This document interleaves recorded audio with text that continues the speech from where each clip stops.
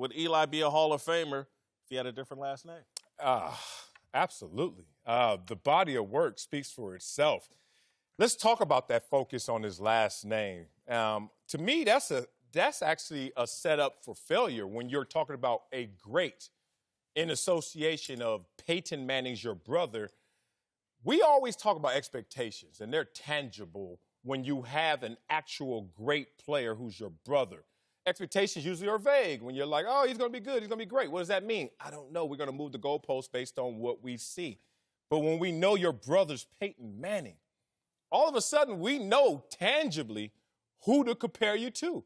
And in some respects, he actually surpassed one of the greatest players to ever play the game. Peyton Manning. Was he taller? He's taller, more Super Bowl MVPs, more clutch, was able to beat his arch nemesis twice, not once, twice. So when they go play backyard football in their 50s, Peyton can't dominate the conversation. And more importantly, he beat him in two categories that I truly respect that I don't think a lot of people give enough credit Better to. looking? What? Nah, I think Peyton got it. That long neck, but the Peyton got it. One, in terms of durability, greatest ability is availability, consecutive starting streak. And more importantly, you know me. Who made more money in their career? Lord, my boy Eli beat him even in the most important category. But all the things considered, you have to respect what Eli did. And I think looking at it in a vacuum compared to his brother, and for him to even surpass him in some categories, makes Eli a Hall of Famer no matter what's his last name. If he had a different last name, will he be a Hall of Fame? Absolutely not. Ooh. And he's going to get into the Hall of Fame. He had a good career, but he didn't have a Hall of Fame. 16 years, 7 winning seasons, 4 pro. He's never been All-Pro. I've been an All-Pro. Me too. He's never been an All-Pro. All right. And he did slay the Patriots. The Patriots that year averaged basically 37 points a game. That defense held him to 14 points. That's that deep Michael Strahan, Justin Tuck, O.C. Umenyiora, those guys up front. He made a great throw to Mario Manningham. He made a lucky throw to David Tyree. Come on. No. You call it. Was there a drop or unlucky drop or lucky? No, I just dropped it. Well, he just threw it then. He ain't luck. Dude, we'll never see it again. We ain't going to see you drop it again. We'll never see it again. And so he had I wouldn't have mind playing with Eli. I thought he was a good quarterback. But when you say, is Joe Flacco a Hall of Famer? Don't do that. He won an MVP and a Super Bowl. Is Nick Foles a Hall of Famer? He won a Super Bowl. If it's just he's been to the playoffs and only won games twice. Any other time he's been to the playoffs, he hasn't won a game. He's a good player, but he's not a Hall of Famer. 8-4 in the postseason. He went on those 2 unbelievable runs, working his way through the wild card round to the Super Bowl, both times defeating the best dynasty sports has ever known. Does Eli Ohrnberger make it to the Hall of Fame? Eli will be a Hall of Famer, and the reason why is on his own. Will Eli Ohrnberger make it to the Hall of Fame? Yes, on his own merit. On his own Eli merit. Manning would make it the Hall of Fame. Could he be a first ballot because of his last name? Yeah, there's a possibility there. Look, the name helps. It certainly doesn't hurt. The family relationship with Archie and Peyton, a Hall of Famer as we speak, it's going to help the cause. But what he's done in the most dramatic and important moments of any quarterback's career are the reasons why he'll have a bust in bronze in Canton. I mean, it's inarguable. His best moments were in the most pressurized moments of his entire career. You mentioned the Manningham catch, the Tyree catch. Those throws were made by him, and on the Tyree catch, the escapability he showed to even get that ball launched with Rodney Harrison draped over his receiver for the reception to come down. It seemed like an impossible play from soup to nuts. So you play 16 years, you have 2 really good years, you're in the Hall of Fame. If you have 2 years like Eli Manning did, and 5 double-digit winning seasons, and winning your division 3 times, and again, out of 16 years. 8-4 in the postseason, I'm impressed with it. And maybe my standard's slightly lower. On his own merit, he'd make it in. On his last name, he may be a first ballot. Of the quarterbacks that have played from 1985 on that are in the Hall of Fame, Eli would be the last guy picked out of all of them. Really? Out of all of them. Let me talk. Can I go here? Yeah. I saved the best for last to watch all you guys walk around thinking there weren't any traps being set. But damn it, I set some traps.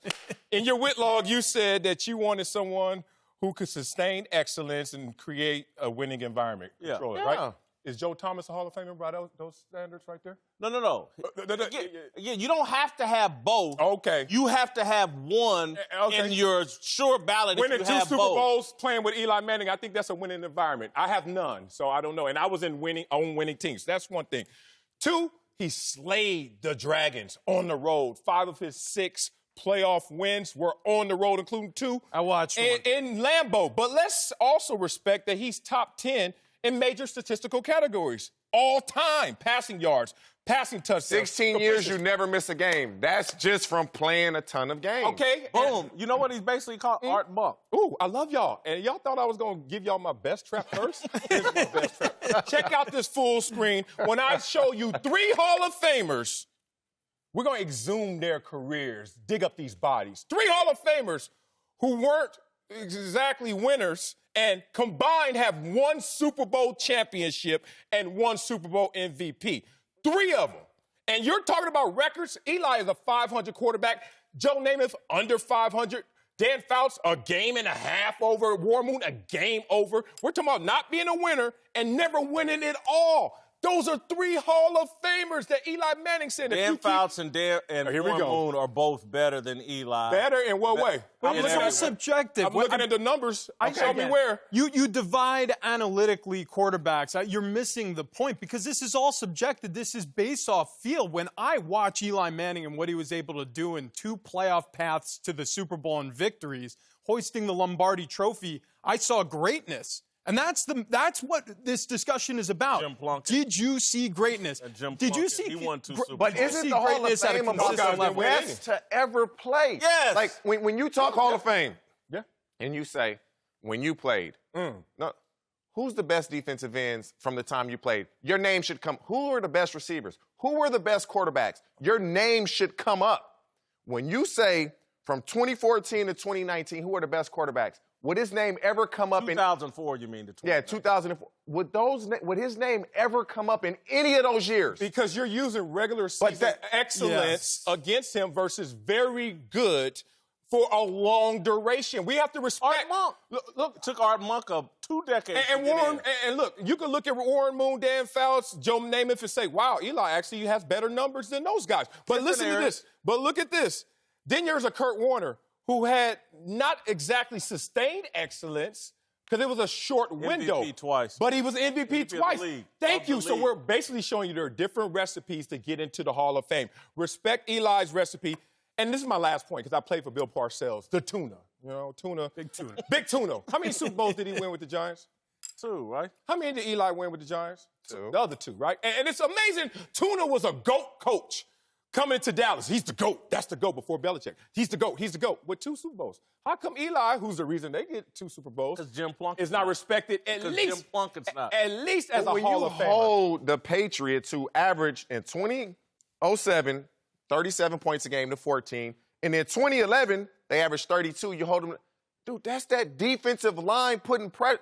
Did he make the plays? What about Tom Brady and his early Super Bowls? We don't do that. But he got too many to even debate. But he has too many. And 3 MVP. And also more interceptions and touchdowns than he won one last year. Come on, y'all. Like, Greatness in the postseason cannot be underrated, and that's where he is rated the highest, is the fact that he took a team, again, Robert against Horry, the let's put him in. greatest team Robert Horry, we've let's ever put him seen in 5 sports. championships. 6. 6 championships, 7, whatever. 7. Robert Horry. Horry Go to the got Hall of 7 on Fame. that Eli's in, you're in. Hey. Narrative over facts.